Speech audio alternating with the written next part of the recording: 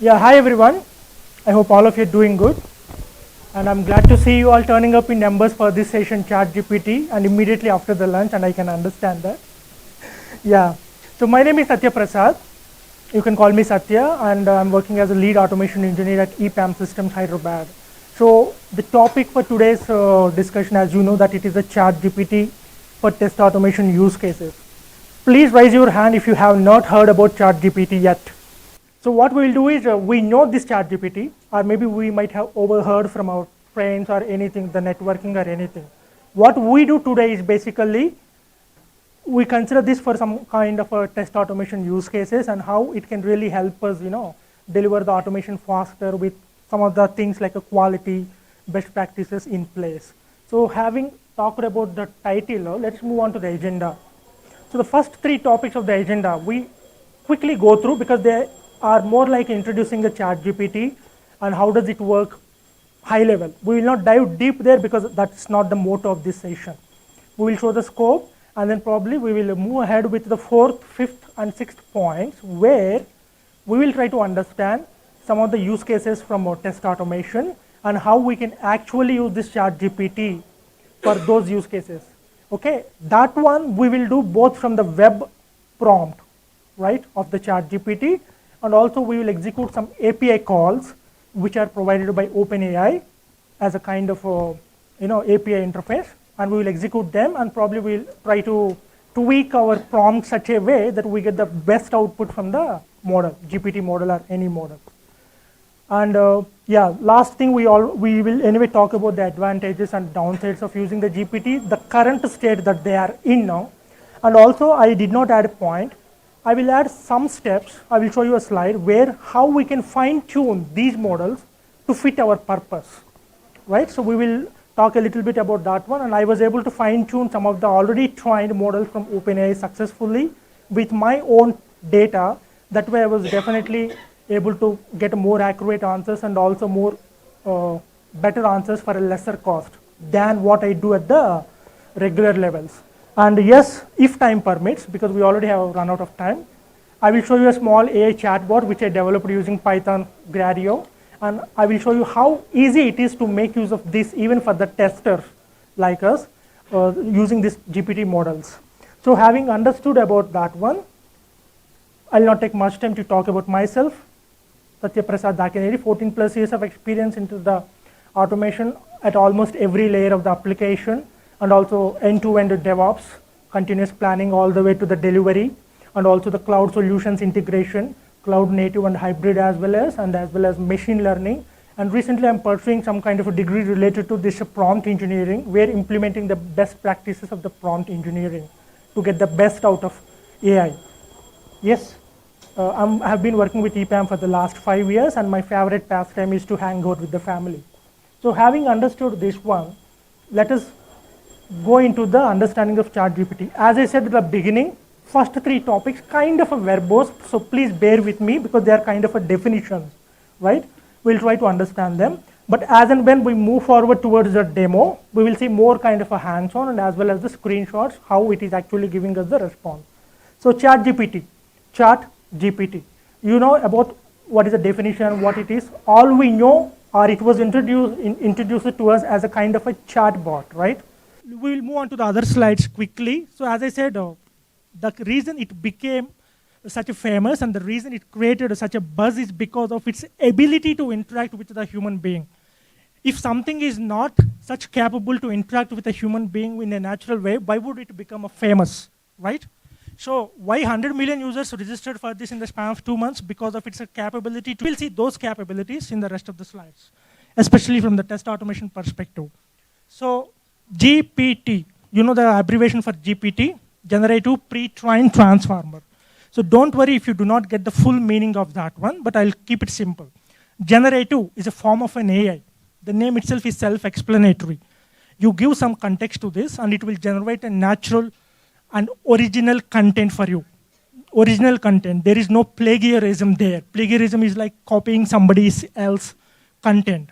So it generates a natural content for you that includes text, images, music, any kind of a thing. So generative AI is that kind of a field. What is pre-trained? Again, self-explanatory. You need to train a model on a large corpus of data before you actually deploy it for the public so that they can use it and get the benefits out of it. There is a pre-train. What is transformers? I'm talking to you guys, so I know the context between my conversation and your conversation. Based on this context, I know what words to use next as a human being. Transformers does exactly that, the neural networks. So based on the context that it will guess the next token or word, they talk in the world of tokens, we'll see that. So they successfully guess the next token. Before transformers, we do have a lot of terminologies, RNNs, CNNs, don't worry about them. But they all failed, or they all could not scale it to the level of guessing the next content, next context of the word. Whereas transformers from Google has successfully done that, and it has created a kind of a revolution. So GPT, generative pre-trained transformer, this is the architecture behind the ChatGPT that has made it such a famous. Not just ChatGPT, any GPT tools. Now, what is this word? Remember this word. I talked about this one in my agenda. Fine-tuning it. Again, we can make something out of this word, fine-tuning it, right? So I take the already trained model. I have some need. I'll give some data to it. I fine-tune it, tweak its behavior to my knowledge, to my needs, so that I get exactly what I want, right? Of course, I cannot give any kind of data. It has a content moderation, everything. But within the limits, whatever that I need to get exactly, or in a summarized way and all, I can do that with the help of this fine-tuning. So that is a kind of an advantage with this fine-tuning. So having understood this one, we'll not spend much time here. It is a kind of a complicated, but every GPT model, in fact, every LLM model, large language model, they have two types of things. One is the training, and the other one is the answering. Training, we just spoke about. Train it, tune it. Train it, tune it. You train it by giving a large amount of data. You get the response. You review the response as a human. You give some instruction so that it will learn from it. It will implement. You are teaching a kid. You give him a feedback. He learns. He improves. This is what we call the training stage. That is where actually they implement this training. Fine-tuning is what I just spoke about. You give the feedback by giving more instructions. It will readjust its logic, and it will finally give you the appropriate answer, context-based answer, instruction-tuned answer. So this is where you implement as a human being, reinforcement learning as a human feedback, RLHF. So don't worry about the terminology, but this is how. Now I have the model with me, trained model, fine-tuned model. What will I do? I cannot simply ask it every question. If you open ChatGPT and ask a question, I want to hurt somebody, do you know what would be the answer?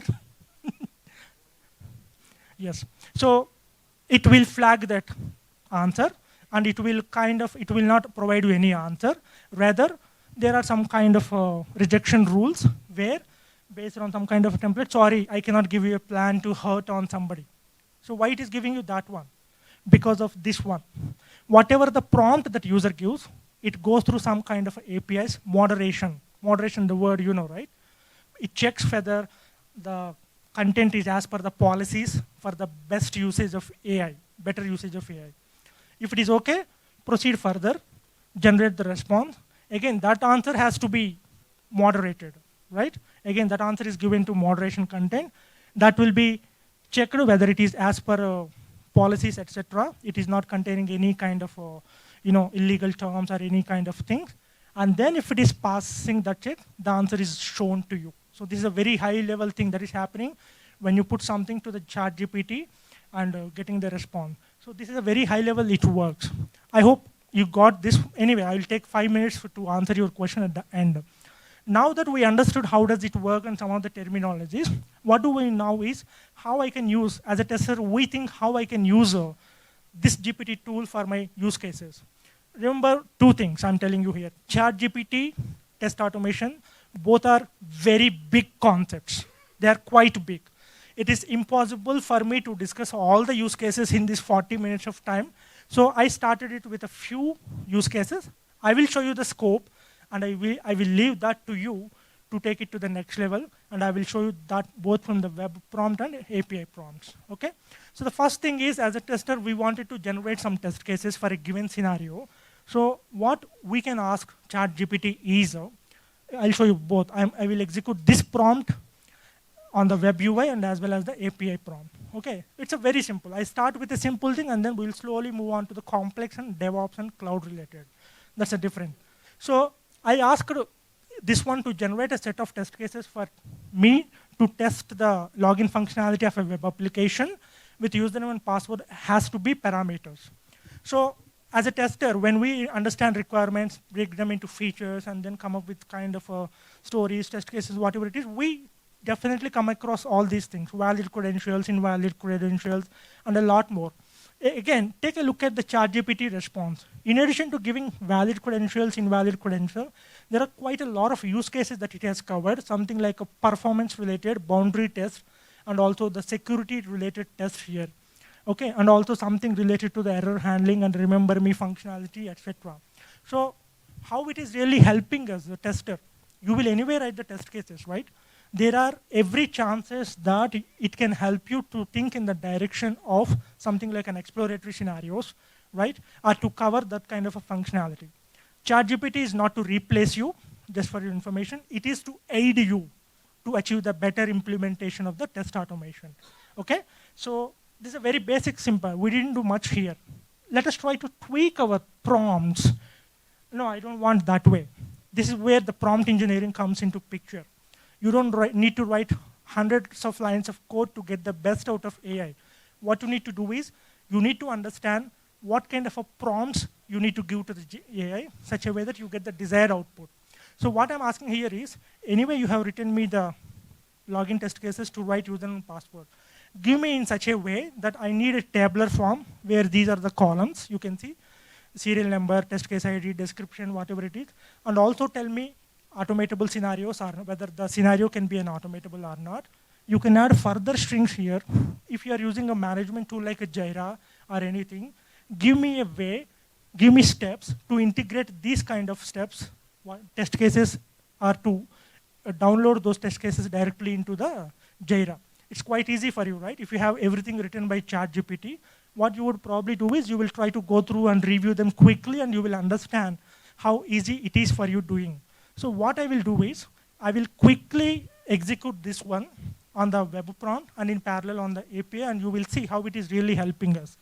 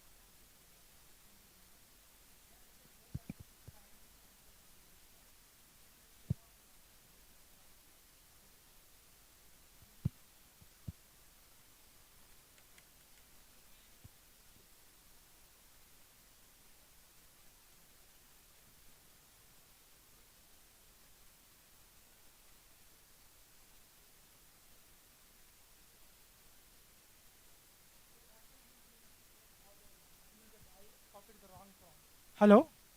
Yes. So that way it will really help you generate all the test cases, and as a tester you can redirect this output to any of your files, like a test case files or anything. So that is a one advantage of this one. Let's move ahead further. Let us give some kind of a complex scenarios. We'll give it a scenario, let it come up with its own way of looking at the things and integration tests. So I have given it a scenario. We have 3 microservices. First microservice is running some Selenium tests. web interfaces, and the second test makes entries into the databases, so some kind of a SQL operations. And the third one is doing the API related to REST services, etc. So what I'm asking is, come up, it's a very basic thing. You need to generate a test code for me, which will anyway generate, which you will see on the right. I will tweak it. What I want to do is, I did not speak about the integration between the services here. Although they are running 3 different services, what about the integration between them? I did not give it. But you need to tweak. You don't need to write any piece of code to get the integration testing from the ChatGPT. All that you need to do is tweak your prompt such a way that provide a kind of a format here.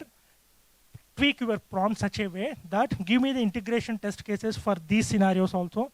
Your ChatGPT obliges that request gracefully, and you will see the output.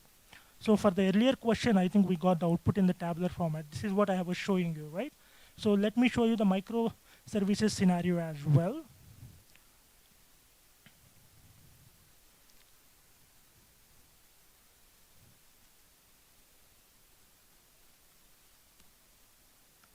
For this, I just have tweaked the prompt I said, right? So this time I want the prompt to be in this way, output to be in this way, where I'm telling it to write the integration testing as well and the code for each one of them. So I will just tweak it. So what I will do is I can just copy paste this one. I wanted to save the time here. That's the reason I'm using the prompts here. Okay, save it and run it.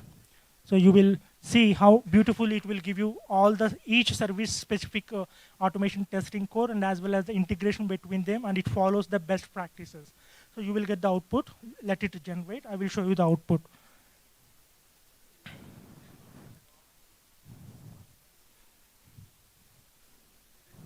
Yes, that is F-string. That is a way of prompt engineering. I could have directly sent that prompt.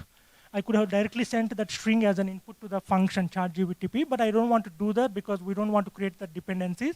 We, as a tester, doesn't have to worry about how I implement the ChatGPT, OpenAI APIs.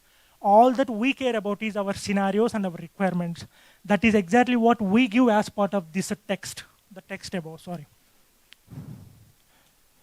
This one.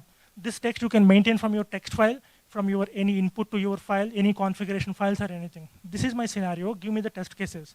So that will be taken care by this prompt where you implemented the practice, like I want this to be in a HTML format or XML format or anything. That's it, ChatGPT answers your question and all the specifics. So you see that it was able to give all the questions that I have asked for this.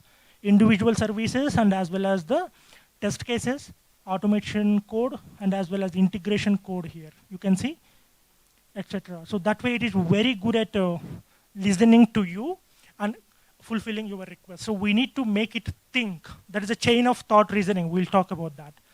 Let us come back to our regular WebDriver IO and Selenium related WebDriver. Why I'm showing you this is because it just doesn't do whatever that you tell upfront. It will remember what you told in the before also. That is what we call a chain of prompting. I hope if you guys have heard about chaining. So what I will do here is, I will ask it to write something in the WebDriver IO framework. It will satisfy me. In the next iteration, I will not tell anything. Save that in a variable, reuse later. I will not tell ChatGPT all these things. I will simply tell, can you please convert the code that you wrote into my own kind of a framework, let's say Selenium WebDriver. It will understand your question and it will fulfill that question. So you can change your prompt such a way that GPT understands them and processes as per your need. So if I keep adding a lot of text in the prompt, imagine it is not coming for free. You need to pay for it. That is the reason I will split them into multiple prompts and I will send the less text so that I have to pay less money. That is the advantage of this prompt chaining. So what I will be showing you here is, I first asked it is this one. Create a test automation framework using the WebDriver IO framework.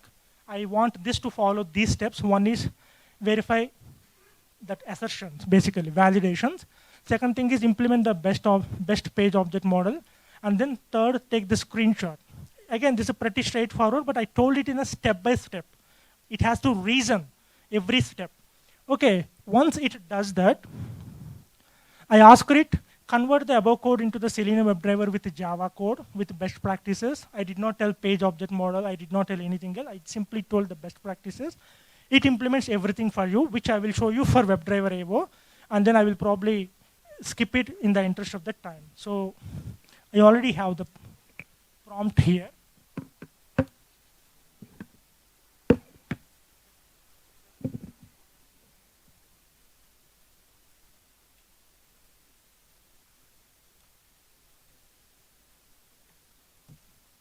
I'm running it. So let it run meanwhile. So that is the kind of an advantage that we have using these kind of a GPT tools. They remember what you said as well, and that you can make best use of with the help of chaining your prompts. And then look at this scenario, how different it is from the previous prompt.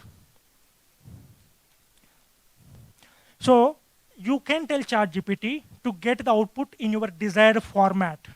Okay. For example, you want something to be answered. You don't just want it to be kind of a plain text. You want it to be JSON. You want it to be kind of a HTML. You want it to be in the XML format so that it can be imported into any of your management tools or configuration tools, and ChatGPT does that. This is a simple option. What I'm giving is there are a number of ways that you guys can achieve the data-driven testing in BDD Cucumber. I hope all of you are aware of behavior-driven development. Number of ways that we can achieve data-driven. So I know there will be a number of ways. Give me in this direction. Like option 1 is this one, option 2 is this one. Tell the name, and then give me the content of automated way, the examples, and provide the code samples for each of those options.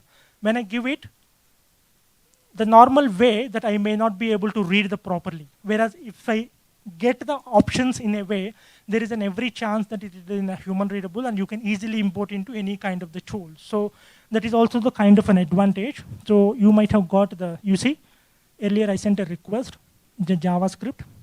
So the first step was like verify user can log in with the valid credentials, implement the page object model, take screenshot for, and it has satisfied. Why I have specifically told to implement the page object model? Why it didn't think its own that page object model is the best, I mean, kind of a better design pattern? I will answer that question in the fine tuning part. Now, probably this is something that we all know.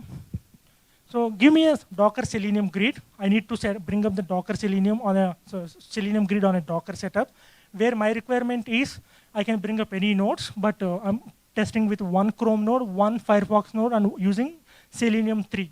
Again, I'm specifically telling it to Selenium 3 because if I don't choose Selenium 3, by default, Selenium 4 is in the market. So it gives me the latest one, which is the Selenium 4. I just wanted to tell this that bring it to me in the Selenium 3. So it has given me all the steps, create. If you guys copy these commands and execute, your grid is up and ready immediately. So these kind of commands, these kind of prompts, you can integrate as part of your configuration setup, redirect their output to your pipelines, where you will execute these commands automatically and bring the setup up dynamically. So that is the kind of advantage you will get with this one. Now, we will move on to the APIs. Although I have been executing something on the APIs so far, we will understand what these APIs are. So not every time you can work something on the web prompt, right? Something like this one, and you cannot copy paste everything into your required destination, right? It will create a lot of problems. For that reason only, in order to interact with those kind of things in a programmatic way, APIs are given. Second thing is, go to internet, type AI chatbots. If you get less than 100 chatbots, right?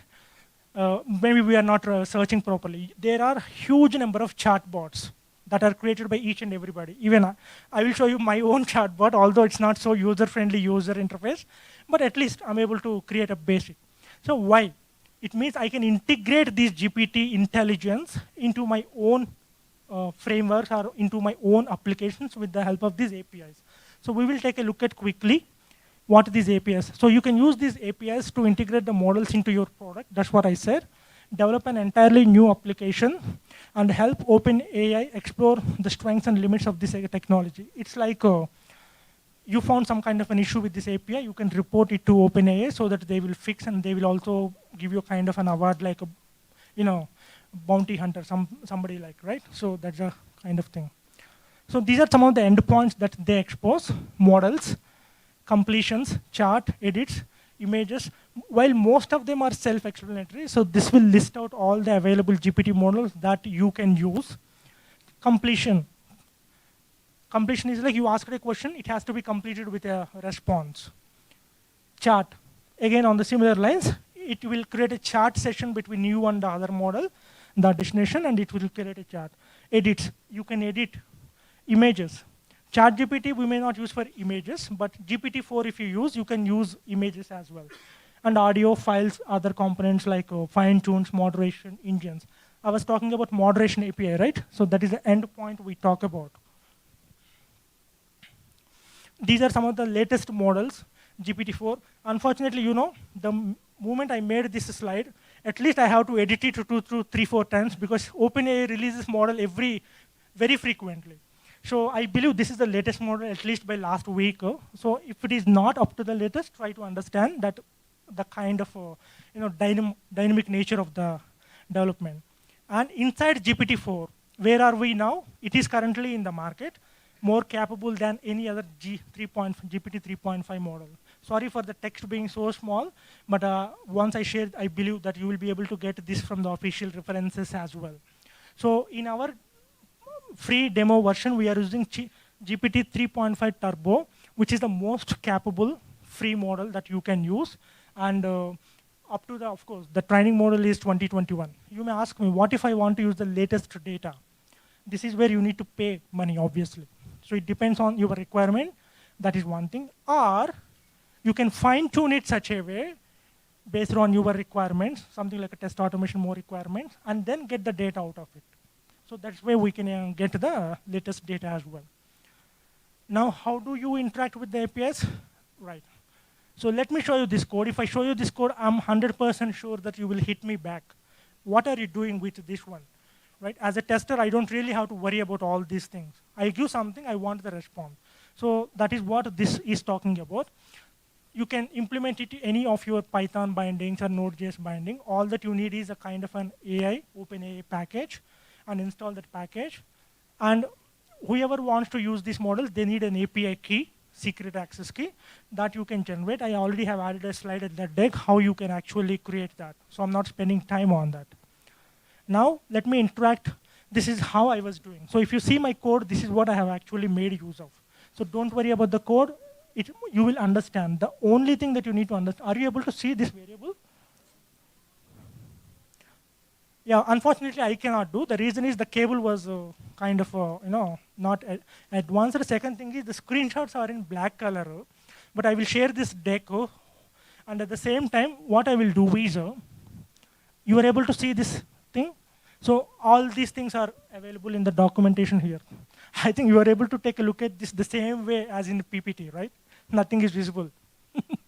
Yeah, but go through this official documentation. You will understand what is required for you, what is not required for you. So now this is how you will. All that you need to care about is this part. You are sending messages to a chat bot. So what is the message that you want to send? You need to pass it as a user. That's it. Everything is done for you. And again, as a tester, you don't even have to worry about the implementation. I was giving you a kind of a text here, right? So you need to worry about that text variable, which is a formatted string in Python. It's like a string interpolation. It substitutes the variables for you. How do you substitute the variables in Java? In a double quotes, right? The same way it is also this text. It is a formatted string. That's it. Now, this is where something interesting. So far, whatever I have done, whatever I have executed for you, it was not free. Already OpenAI is looting my credit card. Okay, so it is giving me some kind of, money. So some money is involved in those things. How it will calculate that money is like, I will ask you if you have open ChatGPT with you right now in your mobile, try it live, probably you will understand. So any LLM, they will not think in the words, in the world of word, W-O-R-D word, right? I'm a good boy. I am good boy and A, all are words, right? But LLM models, they are not trying to think in that way. They think in the direction of a token. They split the data into token using a tokenizer. What do you call a token? A token is something approximately equivalent to 4 English characters, right? Approximately, or maybe 0.75 words of, generally they calculated out. Really do not know how they calculated 0.75 of a word. But you consider this something like a 4 English characters as a kind of a one token. So based on that, so if your output is like 1,000 tokens, that is approximately equal to 1,000 into this much. How much? 750 natural language words. So based on that usage, whatever the model that you use, you will be billed. Imagine I'm using 3.5 turbo for my demo, and assume that my response is having 1,000 tokens, request plus response, which is equivalent to 750 words. Can you guys tell me average number of words that we use for a normal test case that we write manually? Some number. So based on those words, you will be billed, let's say assume that 750 words. So 0.0015 into 750, how many dollars?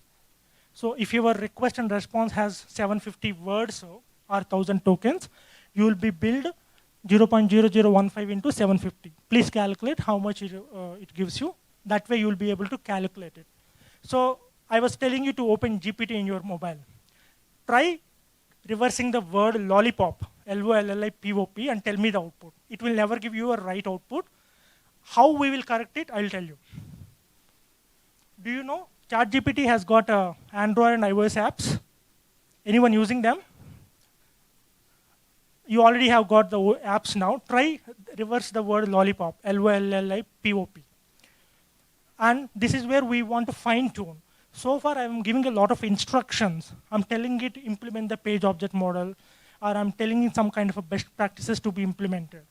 Now I can fine tune already trained data, so that already trained LLM model, already trained model, I can fine tune it with my own training data so that it will fit my purpose exactly.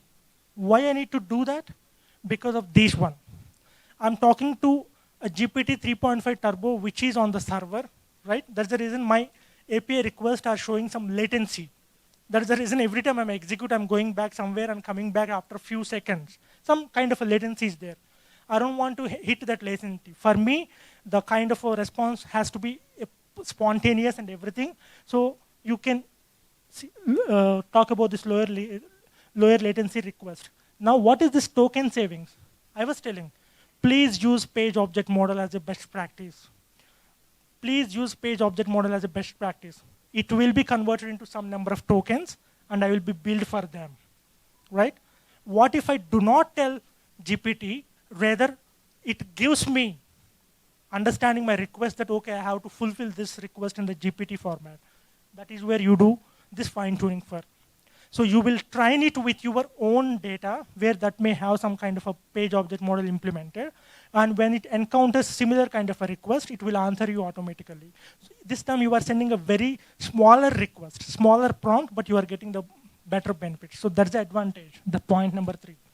And the ability to train on more examples than can fit in a prompt. That's what I'm telling. I want it to be kind of a requirement fit. That's the meaning. And higher quality results than prompt design. So you will focus on exactly what you want. That is the kind of thing. How do I do that? Very simple. So yeah, we are right on the time. We have 3 more minutes. We can conclude it. How do I fine tune it? Always, any LLM you can fine tune in the same way. Whether you use OpenAI ALM or any kind of a Meta or a Google, etc., you need this kind of an approach. Internally, they may change slightly. What you do is you need to prepare a data, training data on which you need to train the model, right? So prepare the data and upload the training data in the format that it accepts.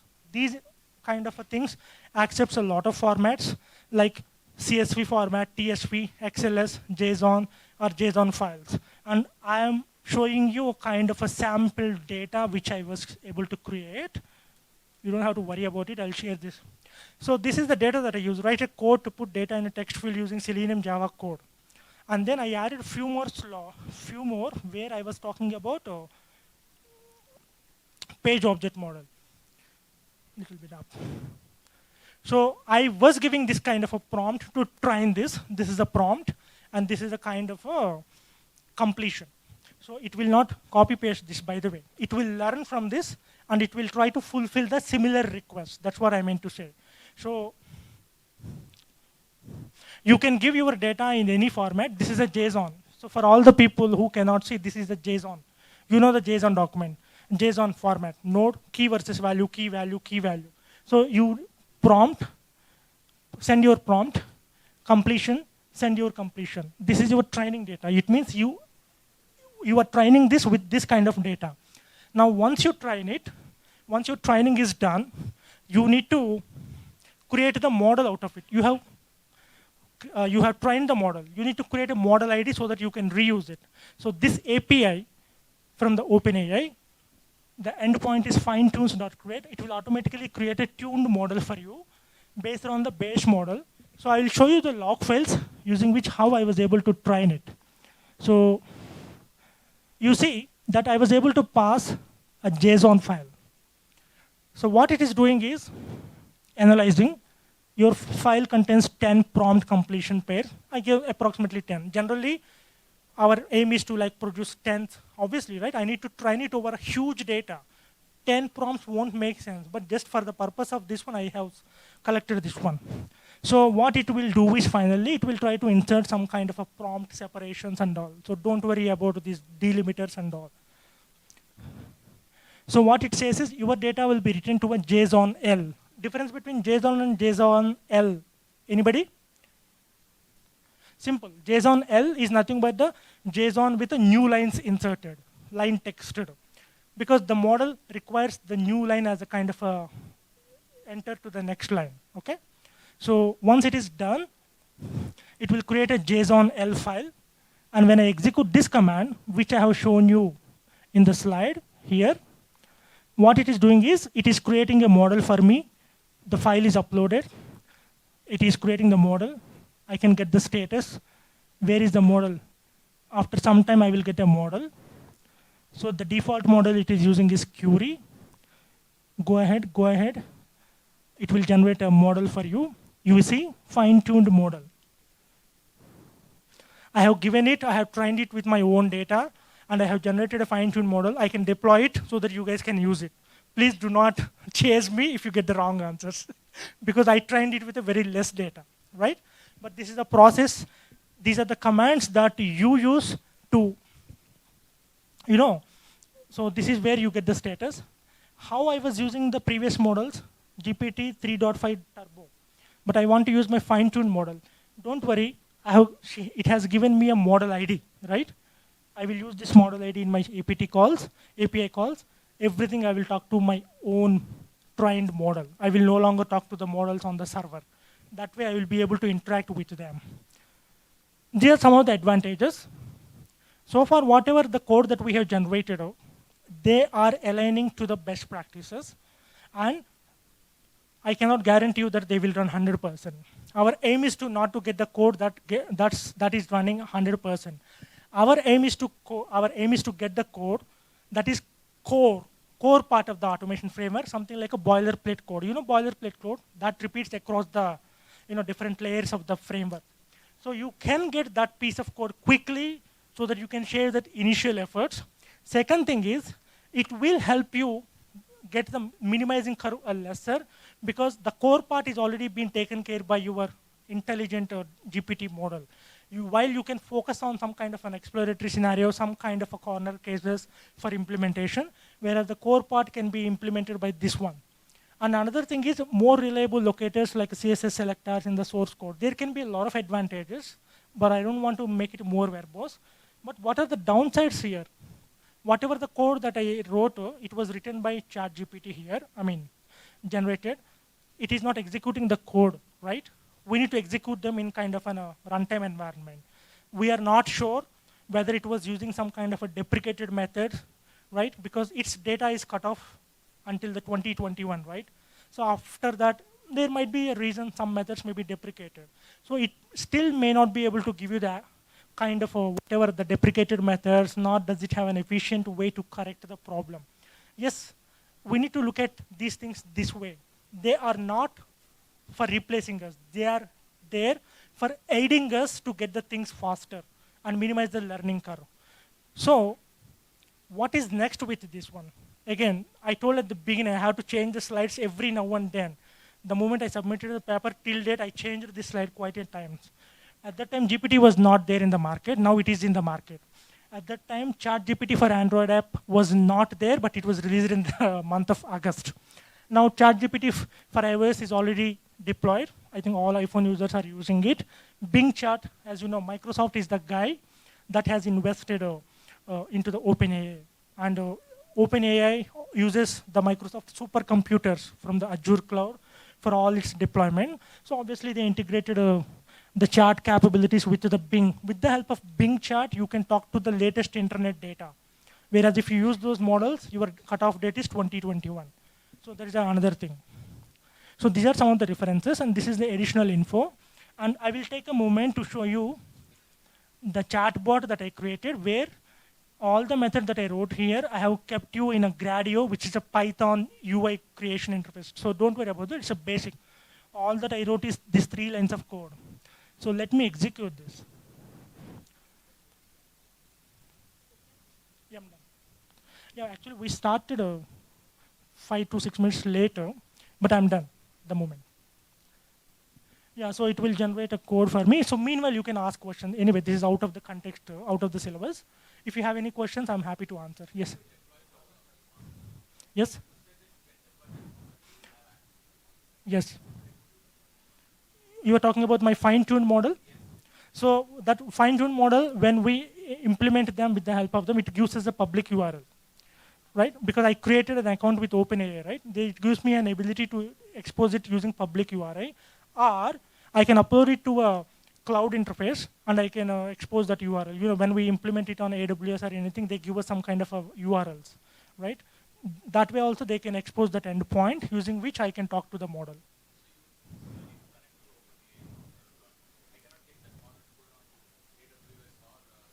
I can do that because this is my fine-tuned model, right? I can deploy anywhere. For example, if I'm already having cloud infrastructure, I can deploy it on that. You know, cloud infrastructure gives me a web URL, let's say, behind a load balancer, and I can talk to that. Okay, so this is my app. Yeah, any questions? We can control both the input that I'm giving with the help of prompt engineering best practices. We can control the outputs with this command, max tokens, which by default I commented it here. So if you see this one, if I give only 500 tokens, give me. I don't want bigger.